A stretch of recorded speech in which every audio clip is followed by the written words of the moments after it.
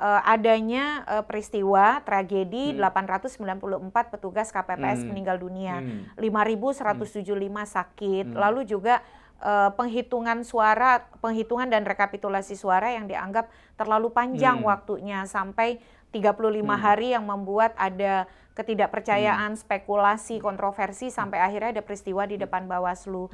Karena bagi saya sih pemilu yang diselenggarakan dengan tidak melaksanakan putusan MK, dengan tidak melaksanakan putusan Mahkamah Agung, itu dipertanyakan legalitas itu yang ingin dan saya legitimasinya. tanya, itu gimana itu keabsahan tadi legalitas lah ya istilahnya kalau keabsahan. Kalau KPU tidak melaksanakan keputusan MK. Ya, klaster negara-negara yang flawed demokrasi itu rata-rata indeks persepsi korupsinya tuh 48. Kita 34. Jadi kita tuh di bawah rata-rata negara-negara yang flawed demokrasi untuk indeks persepsi korupsi. Apa ya, kita menghilangkan barrier to entry, hambatan untuk masuk ke politik. Politik kita nggak boleh mahal, lalu juga sekarang kan mahal banget ya. Pak, banget. Katanya minimal 5 miliar untuk jadi caleg, paling murah. Kalau kata Zita Anjani di acara yang saya ikuti bersama dengan beliau, datang ke 10 titik di masa kampanye, nggak usah politik uang, konsisten selama masa kampanye. Untuk jadi anggota DPRD provinsi itu butuh 2M. Kalau untuk menjadi anggota DPR itu 10M. Itu nggak korup tuh, nggak politik uang tuh, cuma biaya yang mobilitas, lalu makan, minum dan bahan kampanye. Gitu.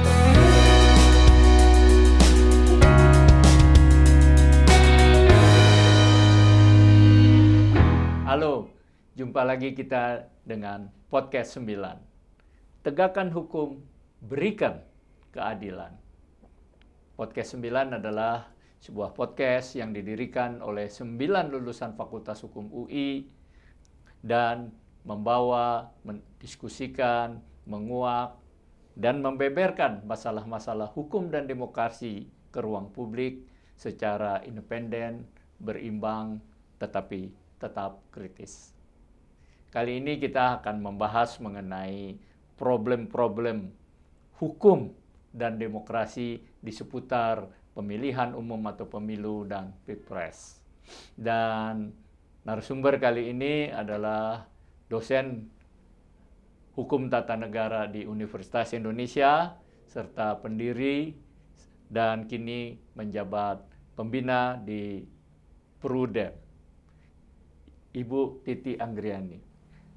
Apa kabar, Mbak? Baik, alhamdulillah, Pak. Sibuk banget nih ya?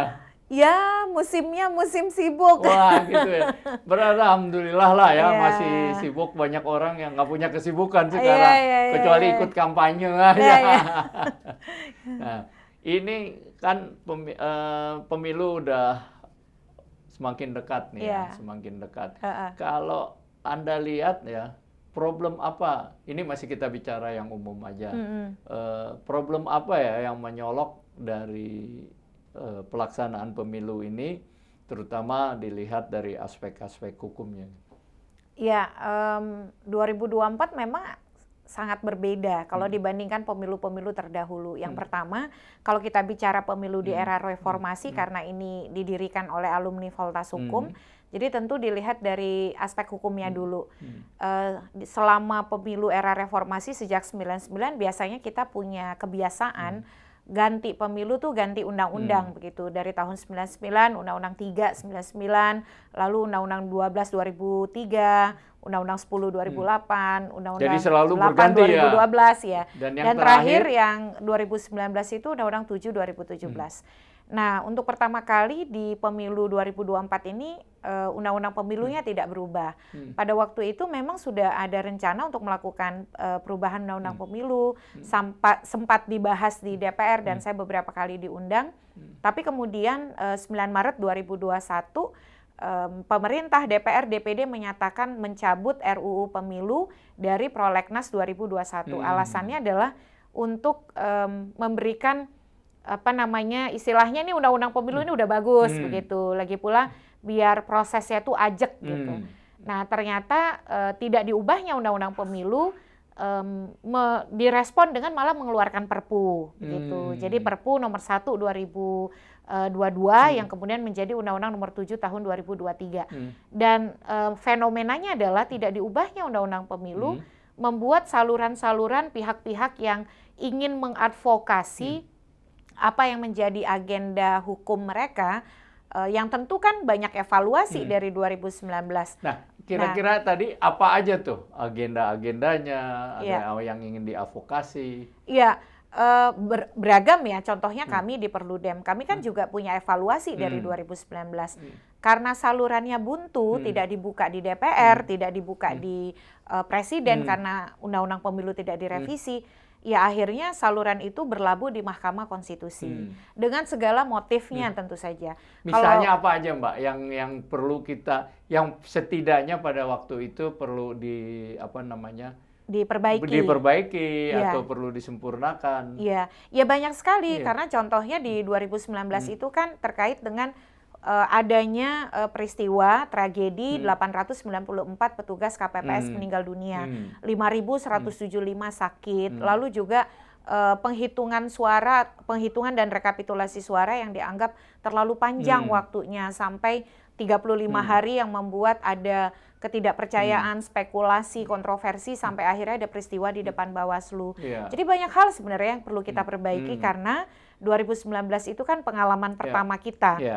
Berpemilu legislatif dan presiden di hari yang sama, waktu yang sama, TPS yang sama, dan itu menjadi pemilu serentak satu hari terbesar di dunia.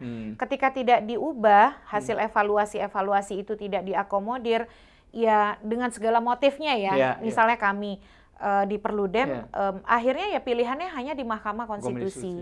Jadi bergeser. Karena hanya itu pintu yang terbuka. Betul, hanya itu pintu yang terbuka. Maka terjadilah yang disebut dengan judicialisasi politik pengaturan pemilu atau judicialization of politics pengaturan pemilu. Orang mengalihkan saluran advokasinya tanda kutip dari parlemen pembentuk undang-undang ke persidangan Mahkamah Konstitusi.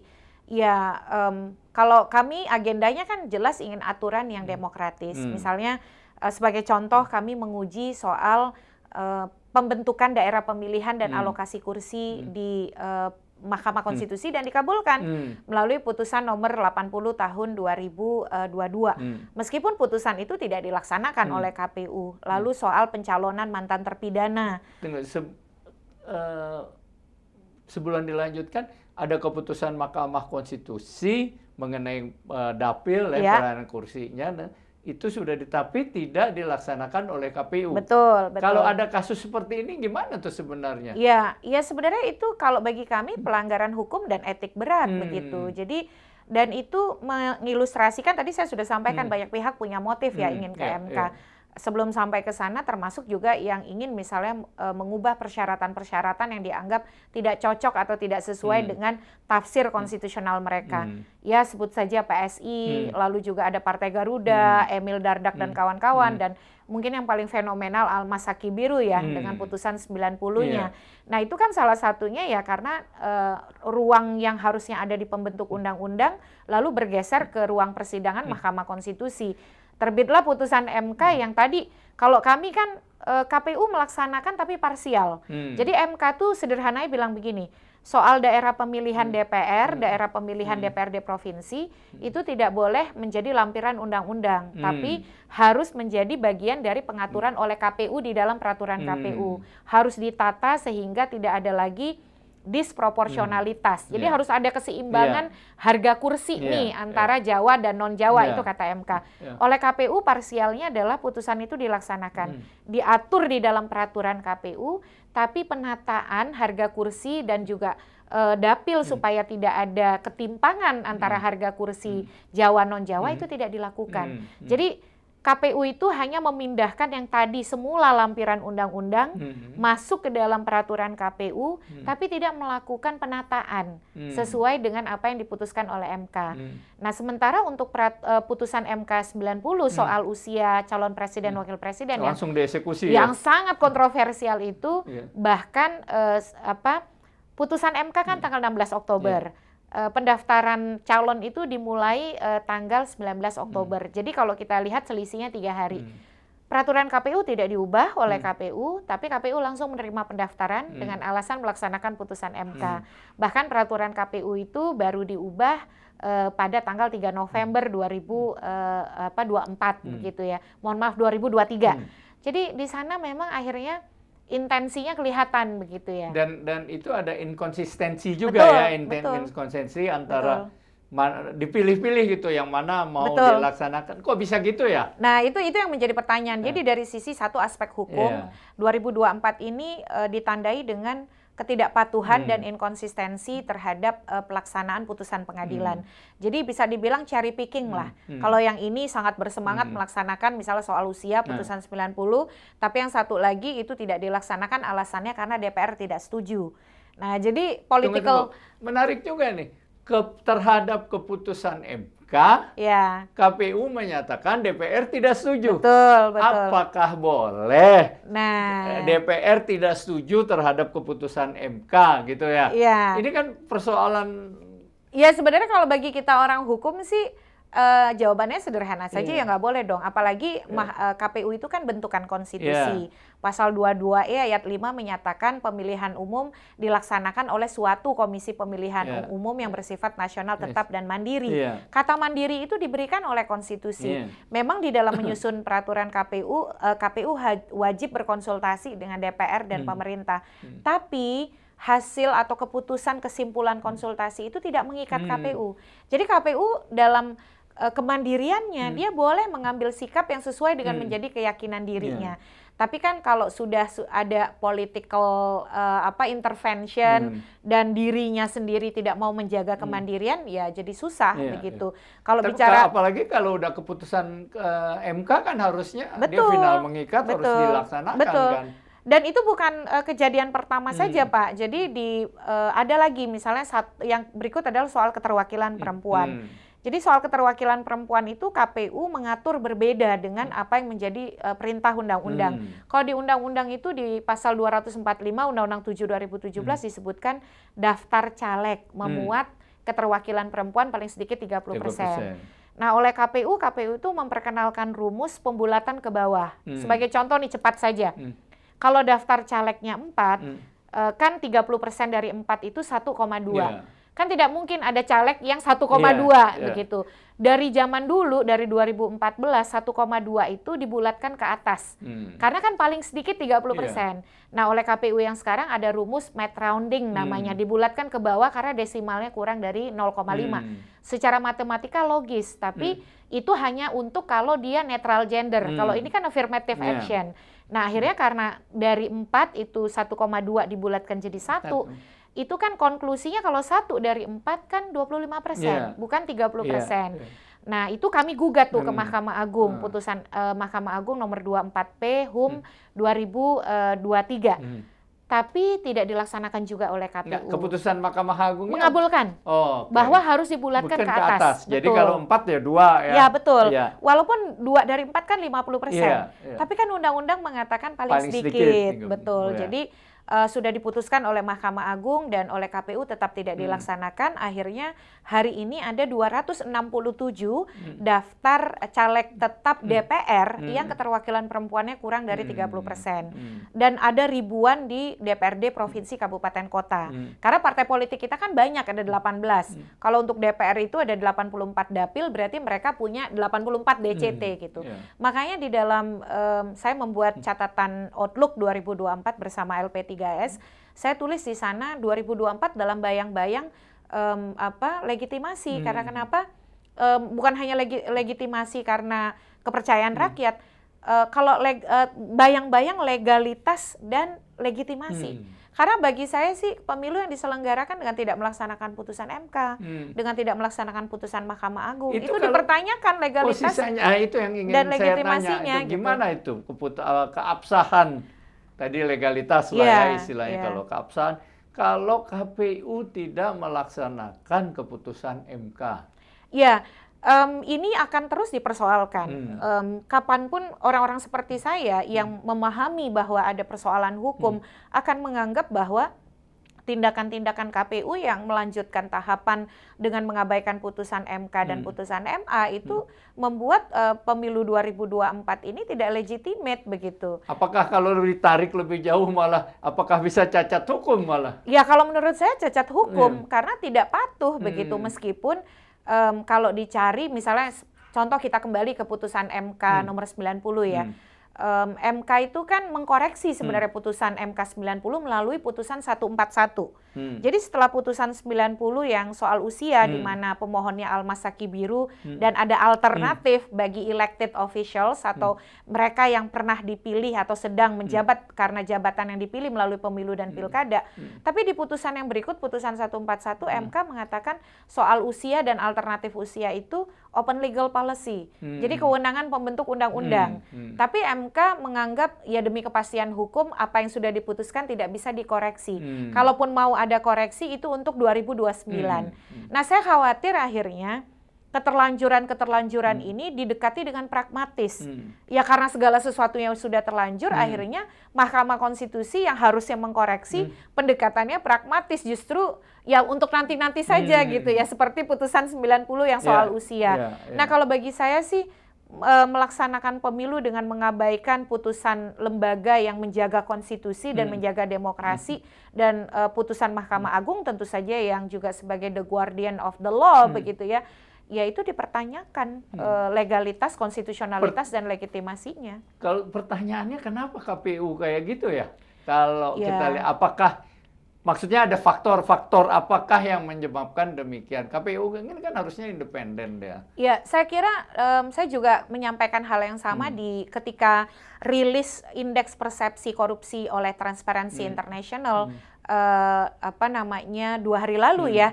Itu di dalam rilis itu ditemukan IPK kita, indeks persepsi korupsi kita tuh 34. Sama seperti 2022, tapi peringkat kita turun menjadi dari 110 ke 115. Tapi yang lebih anomalinya lagi nih, kita kan masuk negara flawed democracy, demokrasi yang belum sempurna atau demokrasi cacat. Nah, di klaster negara-negara yang flawed democracy, itu rata-rata indeks persepsi korupsinya tuh 48. Kita 34. Jadi kita tuh di bawah rata-rata negara-negara yang flawed demokrasi untuk indeks persepsi korupsi. Di situ saya katakan bahwa itu tidak lepas dari kita nih suka berpemilu, tapi kita tidak konsisten berdemokrasi. Dan kita tidak anti korupsi. Salah satunya dikontribusikan oleh kooptasi partisan terhadap lembaga-lembaga independen negara. Dan bisa dielaborate lagi tuh, mungkin yang ngelihat terkooptasi itu gimana? Nah, ini saya mau masuk ke KPU nih gitu. Jadi salah satu buah dari reformasi Pak Wina ya, kita membentuk banyak sekali lembaga independen negara ya, lembaga negara independen, State Auxiliary Agencies begitu. KPK, KY dan sebagainya. KPU, Bawaslu, KPK dilemahkan. Yaitu kooptasi politik kan, melalui revisi Undang-Undang KPK dan seleksi pimpinan KPK. Dengan banyak isu yang menyertainya, isu Taliban lah, radikalisme dan lain sebagainya. Lalu kemudian termasuk juga menurut saya KPU terkena kooptasi politik. Oh gitu. Pintu masuknya lewat mana? Rekrutmen. Rekrutmen yang memang kan kita berusaha menyeimbangkan check and balance. Tim selnya dari presiden, tapi dia mengajukan 2 nama, fit proper testnya di DPR. Nah, proses fit proper test ini kental sekali dengan anasir politik partisan. Kalau mungkin Pak Wina tidak terlalu mengikuti ya, tetapi waktu rekrutmen atau seleksi di DPR, fit proper test itu kan harusnya basis untuk mengambil keputusan. Believe it or not ya, percaya atau enggak, fit proper testnya belum berlangsung, nama terpilih dan ketua terpilih yang sama persis dengan yang terpilih hari ini, itu sudah keluar. Jadi belum ada fit and proper, hasilnya udah ada. Betul gitu ya? Sekali. Ibarat pemilu zaman dulu lah. Pemilunya belum berlangsung, hasilnya udah ada gitu. Jadi dari sana memang sulit untuk tidak mengatakan bahwa penyelenggara pemilu kita punya problem kemandirian dan imparsialitas yang sudah bermasalah sejak seleksi gitu. Dan di situ parah dong kalau gitu. Kalau kita lihat seperti itu ya. Kalau dia nggak independen, nggak imparsial lagi, ya pasti manut kepada yang memberi kuasa atau yang memilih dia. Itu menjadi problem yang sebagai pegiat pemilu yang mengikuti pemilu sejak 99 paling saya rasakan di 2024. Makanya tadi kalau kita bicara soal kepatuhan hukum, dia bermasalah. Jadi cherry picking di dalam melaksanakan hukum dan aturan main. Yang kedua, soal kemandirian penyelenggara pemilu. Jadi ruang gerak mereka sangat terbatas karena pengaruh kepentingan partisan begitu. Termasuk tadi soal keterwakilan perempuan, kenapa nggak dieksekusi? Ya karena partai-partai di parlemen nggak mau katanya. Padahal di antara 18 partai itu ternyata ada kok satu partai yang seluruh dapilnya itu bisa di DPR ya memenuhi keterwakilan perempuan paling sedikit 30%. Jadi termasuk di awal itu selain persoalan seleksi penyelenggara pemilu ya KPU Bawaslu waktu verifikasi partai kan juga ada masalah. Gimana itu? Ada KPU di daerah yang menggugat KPU RI karena dia mengatakan dia diperintahkan untuk meloloskan partai yang sesungguhnya tidak lolos. Jadi dari sana ya sebenarnya ya menjadi ironis karena kan kita ingin reformasi lembaga-lembaga negara independen ini, SAA ini, State Auxiliary Agencies ini, dia menjadi kekuatan penyeimbang, menjadi kontrol organ-organ negara yang lain dan tidak terkooptasi. Tapi ternyata makin kesini kooptasi politik terhadap lembaga-lembaga independen negara, KPK, Komisi Yudisial, lalu kemudian Mahkamah Konstitusi. Sulit untuk tidak mengatakan tidak direvisinya undang-undang pemilu kan mengakibatkan judicialization of politics. Jadi hakim dan pengadilan makin diajak terlibat masuk memutuskan persoalan-persoalan politik. Tetapi di saat yang sama juga terjadi politicization of judiciary. Jadi politisasi institusi peradilan. Ya, seperti putusan soal usia begitu, dan sulit untuk menyatakan bahwa tidak ada politisasi karena Mahkamah Konstitusi sendiri dalam putusan 141 kan berubah pendirian dan bulat loh, nggak ada concurring, nggak ada dissenting opinion. Dan yang paling mengkonfirmasi itu kan putusan MK yang menyatakan ada pelanggaran etika berat. Nah, sebelum ke sana saya ingin setback lagi tadi. Kan tidak diubah undang-undang pemilunya. Betul. Kan. Berarti partai-partai yang membuat yang harusnya punya inisiatif atau terlibat bersama pemerintah tentu saja dalam hal ini menganggap bahwa undang-undang itu udah menguntungkan mereka, kan? Betul. Nah, kalau gitu pertanyaannya, kenapa mereka nggak mau mengubah gitu? Apa yang membuat mereka ya udahlah ini udah bagus buat gua gitu? Nah, itu pertanyaan yang jarang banget ditanyain sama orang, Pak. Ini ketahuan kalau orang hukum tuh pasti pengen taunya di situ. Karena tidak diubahnya undang-undang pemilu adalah kompromi politik paling menguntungkan semua pihak. Partai kecil tidak harus gelisah karena kenaikan ambang batas parlemen atau parliamentary threshold. Parliamentary threshold tetap 4%. Sementara waktu di awal-awal mau mengubah ada partai yang ingin naikin jadi 7%, ada yang ingin menaikkan jadi 10%. Jadi menguntungkan dong gitu. Partai besar tetap punya pengaruhnya karena apa? Karena mereka punya ambang batas pencalonan presiden, presidential nomination threshold, atau yang populer disebut dengan presidential threshold. Kan tetap eksis gitu. Jadi ini memang politik saling sandera begitu. Dan memang tidak lepas dari ketiadaan kekuatan penyeimbang di parlemen. Jadi pendekatan politik Pak Jokowi yang merangkul, tidak meninggalkan, bagi-bagi kekuasaan kue melalui kursi-kursi menteri, itu kan bagian dari politik penaklukan yang membuat parlemen kita cenderung jadi rubber stamp, cenderung menjadi paduan suara bagi apa maunya eksekutif. Dan tidak diubahnya undang-undang pemilu itu tidak lepas dari memang kemauan dari pemerintah. Jadi pemerintah yang mengatakan, dan pertama kali pernyataan itu muncul dari Mensesnek Pratikno, kita laksanakan dululah undang-undang ini, buktinya di 2019 sudah baik, sudah berjalan. Nah, apalagi kan kita sudah punya skenario keserentakan begitu ya. Dan juga tidak lepas itu dari advokasi, sebut saja nama, karena ini penelitian disertasi saya, PSI. Jadi PSI yang pertama kali menyatakan tidak usah diubah. Dan dugaan saya itu karena memang ada kepentingan untuk tidak mau menaikkan ambang batas parlemen. Dan itu diakomodir begitu ya. Dan akhirnya tidak diubah. Tapi ya yang terjadi justru tadi karena saluran formal di DPR pemerintah tertutup begitu, akhirnya orang ramai-ramai ke Mahkamah Konstitusi. Nah, saya mau ke filosofinya lagi nih. Kalau kita lihat di luar negeri kan, sebenarnya sebaiknya tidak mengatur diri sendiri. Misalnya partai-partai politik. Kan undang-undang ini dibuat oleh partai politik. Secara alamiah pasti mereka akan membuat peraturan-peraturan yang memprotek mereka, melindungi mereka, dan menguntungkan mereka, gitu ya. Pak. Kan, dan merugikan oposisi atau partai-partai di luar parlemen. Nah ini gimana nih sebaiknya? Karena selama ini masih terjadi, maka otomatis secara alamiah akan menguntungkan mereka. Betul. Jadi di beberapa negara itu ada best practices. Misalnya kalau di Australia itu mereka punya Australia Election Commission. Nah, naskah undang-undang itu diserahkan kepada Australia Election Commission. Dianggap karena pihak yang lebih otonom begitu. Lalu di beberapa negara lain, misalnya contoh di Amerika Serikat, untuk menghindari pengadilan terintervensi dan kemudian mengintervensi pemilu, mereka mengambil sikap yang disebut dengan Purcell Principle. Purcell Principle itu putusan pengadilan yang terdampak terhadap tahapan pemilu itu diberlakukan untuk pemilu berikutnya, kecuali untuk penalaran yang wajar dan sangat kuat ada, kecuali kalau memang yang dibatalkan itu menyangkut hak dasar sekali dari hak pilih begitu, dan itu tidak terbantahkan merugikan hak pilih.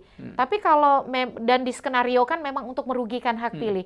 Tapi kalau itu berdampak terhadap tahapan pemilu, misalnya pencalonan dan lain sebagainya, supaya pengadilan tidak dituduh dipolitisasi, supaya penyelenggara pemilu bisa beradaptasi dengan benar, pemilih bisa disosialisasikan, itu nanti berlakunya untuk pemilu berikutnya. Kalau kita kan enggak. Nah, jadi memang itu problem di hampir semua negara di dunia. Yang membedakan Pak Wina adalah political will dan kenegarawanan para politisi. Jadi ada prinsip demokrasi yang memang nggak boleh dilampaui batasnya. Dan itu biasanya kalau mereka punya komitmen berdemokrasi baik, limit itu nggak akan pernah mereka langgar gitu ya. Nah, ya sebut saja misalnya kalau kita lihat kan praktik pendekatan seperti itu sudah cukup berjalan baik di Amerika Serikat, walaupun kemarin sempat drop karena Donald Trump begitu. Dan itu juga berlaku baik di Skandinavia. Mereka ada karena internalisasi nilai-nilai demokrasinya ada limit-limit yang mereka nggak akan lewati gitu. Jadi prinsip-prinsip demokrasi, pemilu yang bebas dan adil, lalu juga rule of law, pemenuhan hak-hak dasar warga negara, prinsip itu walaupun ada kepentingan partisan itu harus diproteksi. Nah itu yang absen di kita. Makanya dulu tuh Refli Harun pernah mengusulkan dan saya setuju ada istilahnya organ khusus ya, yang mandiri, yang non partisan, yang berisi ahli, yang menyiapkan naskah RUU yang berkaitan dengan kepentingan-kepentingan politik kepemiluan. Jadi supaya tidak ada bias dan bisa menghasilkan sistem politik, sistem pemilu dan sistem perwakilan yang koheren, biarin mereka yang buat, nanti DPR pemerintah itu tinggal ketok palu lah istilahnya. Kalaupun mendiskusikan draft yang dibuat oleh orang-orang ini. Bahkan waktu itu ketika ada bahasan soal sistem pemilu, misalnya apakah tertutup, terbuka, usulannya ya sudah dibuatkan saja. Kalau mau tertutup seperti ini, kalau mau terbuka seperti ini, mau campuran seperti ini, tapi dia tuh koheren dengan elemen-elemen yang lain. Ya, tapi kan berbicara hal seperti itu di negara kita kayaknya pungguk merindukan bulan ya. Ya, seperti kayak tadi kan KPU belum di fit and proper udah ada hasilnya. Kan ini sebenarnya skandal juga ya. Betul. Nah, dan sayangnya tuh semua diam begitu. Itu yang saya sempat menulis di salah satu media nasional begitu ya. Saya menggugah pada waktu itu. Jadi hari Senin dilakukan fit proper test. Saya hari Senin menulis di media itu, saya bilang saya menerima bocoran itu, bahkan sampai dengan ketua terpilih, saya berharap bahwa itu tidak benar dan tidak terjadi. Ternyata ya ketika fit proper testnya selesai, namanya persis tetap sama. Gitu. Nah, oleh karena itu apakah mungkin ya kita justru mengubah? Kalau selama ini kan mungkin ada pergeseran ke dari walaupun presidensial ada pergeseran kata Ismail Sunni ke parlemen ya kekuatan dan itu berarti partai-partai kan partai-partai tidak lain adalah kepanjangan tangan dari ketua umumnya kan sehingga yang berkuasa mungkin ya cuma 12 orang atau 4. Nah misalnya kalau terbalik dari DPR yang menentukan misalnya calon-calon kalau ada misalnya KPK DPR lah yang menentukan 15. Tapi yang memilih 5 orang tidak DPR. Adalah misalnya komisi-komisi yang independen tadi yang dibentuk gitu loh. Sehingga keputusan terakhir tidak ada di tangan DPR. Selama ada di tangan DPR, pasti yang ditanya ya yang memenangkan mereka, yang bisa melindungi kepentingan mereka. Dan memang pengalaman calon-calon ini lobbynya kan ke DPR. Betul Pak. Lobby ke DPR. Sehingga DPR konsultasi ketua umumnya Korea ini nggak berani katanya ya kan. Ya, dekati aja ketua-ketua partai selesai. Jadi nggak ada pilar-pilar yang kuat untuk demokrasi. Kalau dibalik gimana Mbak? Ini DPR yang menentukan misalnya tadi komisi 5 orang KPK atau KPU berapa orang 3 kali lipat diserahkan ke panel yang menentukan. Kalau sekarang kan terbalik. 15 dari panel DPR yang menentukan. Kalau menurut saya sih itu soal teknikalitas yang bisa dikompromikan, tapi yang jadi problem itu Pak, ruang-ruang lobby itu menciptakan penaklukan, pasti itu, kooptasi. Pak. Nah masalahnya penaklukan dan korupsi ya. Betul. Nah itu makanya yang saya sebut bahwa indeks korupsi kita tidak membaik karena partisanship dari organ-organ negara yang harusnya independen itu melemahkan fungsi kontrol gitu dalam semua lini. Misalnya begini ya, kalau di KPU itu sebagai contoh kan butuhnya 7. Presiden menyerahkan 14. Nah proses lobby-lobby menuju 7 itu sempat juga ada usulan begini, oke kita butuh 7. Ya sudah Presiden kirim 7 saja. Tugasnya DPR apa? To confirm atau not. Ya, jadi itu aja. Jadi mengkonfirmasi atau tidak mengkonfirmasi. Kalau dia tidak setuju 7 nama ini, dia kembalikan ke presiden dan presiden hanya boleh mengirim nama pengganti 1 kali saja. Jadi mungkin itu juga bisa dipunyai pola itu. Salah satu alternatifnya ya untuk yang harus dipotong itu menurut saya adalah proses lobby partisan itu. Nah ini dan kita ini karakternya presidensil yang memang kental sekali parlementernya, walaupun kita malu-malu ya ngomongnya gitu, nggak mau banget gitu dibilang parlementer. Tapi contoh satu, ambang batas pencalonan presiden atau nomination threshold presiden 20% kursi atau 25% suara sah, yang uniknya diambil dari hasil pemilu yang dulu gitu, yang udah expired. Nah itu kan sebenarnya pola parlementer, karena pengaruh kekuatan parlemen di dalam menominasikan calon presiden. Padahal kan dia legitimasinya sumbernya beda nih. Kan kalau karakter presidensialisme itu ada dual legitimacy. Karena dipilih melalui proses pemilu yang berbeda. Tapi ternyata pilpres kita bergantung sama kekuatan parlemen. Nah dari situ saja itu sudah anomali gitu ya. Kontradiksi gitu. Nah yang kedua, kabinet kita tuh sebenarnya kabinet parlementer loh Pak. Orang anggotanya ketum partai semua. Jadi saya perhatikan tuh tidak ada satupun negara yang anggota kabinet sistem presidensialnya memuat ketum partai sebanyak kita. Mungkin kalau dulu tuh nggak ada istilah raport merah gitu ya karena catatan KPK, jangan-jangan ketum partai semua tuh isi menteri dari awal gitu ya. Dari awal gitu.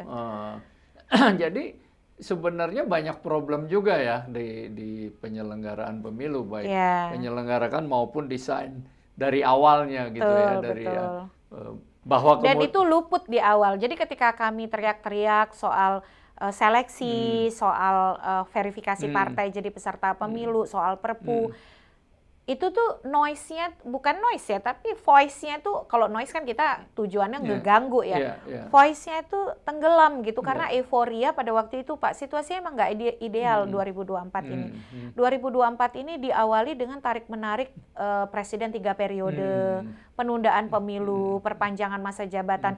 Yang ngusulin penundaan pemilu nggak main-main loh, 3 ketum partai kan, Zulhas, Erlangga Hartarto, Muhaimin Iskandar pada waktu itu. Akhirnya euforia kita ingin pemilu itu tidak ditunda, menegasikan concern soal masalah di dalam persiapannya. Tarik-menarik menentukan pemilu kapan, jadwal pemilu, masa kampanye berapa lama, itu kan luar biasa tuh. Nunggu wangsit dulu. Betul. Enggak, tekanan-tekanan dari DPR menekan KPU. Ingat nggak tuh Pak, yang kapan pemilu aja padahal undang-undang nggak berubah. Tapi nentuin hari H tuh lama banget. Ya itu tadi, karena kooptasi partisan itu yang sangat kental. Dan ya itu tadi, terlalu banyak apa istilahnya kontroversi, skandal gitu ya. Kontroversi presiden 3 periode. Kita memang dibuat menjadi tidak fokus. Kita dibuat serba tergesa-gesa. Mau fokus sama isu yang ini, nanti itu sampai ada yang bilang sama saya gini, Pak, udahlah nggak usah terlalu berisik soal seleksi, soal verifikasi partai. Nanti itu jadi basis penundaan pemilu. Karena dianggap pemilunya nggak kredibel dan lain-lain. Kita yang penting pemilu dulu. Kalau bagi orang seperti saya tuh antara periodic and genuine elections itu nggak boleh dipisahin. Nggak bisa tuh. Inherent itu ya bersama. Itu integral gitu. Nggak bisa hanya karena mau pemilu tepat waktu, maka pemilunya asal-asalan. Nggak bebas, jujur, dan adil. Atau sebaliknya, hanya karena mau pemilu yang bebas, jujur, dan adil, maka pemilunya nggak apa-apa, nggak periodik 5 tahunan. Ya dia harus jadi satu. Makanya memang energi kita, energi publik, media, dan lain sebagainya, masyarakat sipil, ya itu harus kokoh gitu. Nah ini kan kalau dengan situasi ini, makanya banyak berbagai usul ya, misalnya presiden ada yang usul janganlah 2 periode, karena hampir di seluruh dunia kalau periode kedua itu pasti tidak sebagus periode pertama, ya. Dan periode kedua juga karena akan cenderung dia menciptakan kekuasaan melalui jaringan-jaringan dia. Misalnya kalau di Filipina kan 1 periode tapi 6 tahun gitu. Jadi sekali. Ada juga yang mengatakan ya sudah dibebaskan aja nggak 20% gitu ya kan. Ini ya kalau rakyat mau ya biarin aja gitu. Kalau sekarang kan akhirnya nih memang dipilih oleh rakyat, tetapi diseleksi oleh partai kan gitu ya, dengan asumsi wah partai yang berkuasa, kalau nggak apa gunanya partai gitu ya. Ini. Nah, gimana nih menurut pandangan Anda? Pada dasarnya sih itu bergantung juga pada istilahnya itu komponen. Kalau saya baca laporan dari Global State of Democracy dari International IDEA tentang fungsi-fungsi kontrol di dalam negara yang melemah. Nah, kalau kita lihat Filipina, Pak, nggak oke-oke banget juga. Contohnya dia 6 tahun, Duterte mewariskan ke Sara Duterte. Jadi dia menggunakan 6 tahun itu juga untuk membangun dinasti gitu. Dan karakter Marcos dinasti. ke itu juga. Nah, ke Bongbong, walaupun agak lama gitu ya. Terus yang sebelumnya Aquino dan lain sebagainya kan, mereka punya Arroyo, itu kan memang klan keluarga juga terbangun.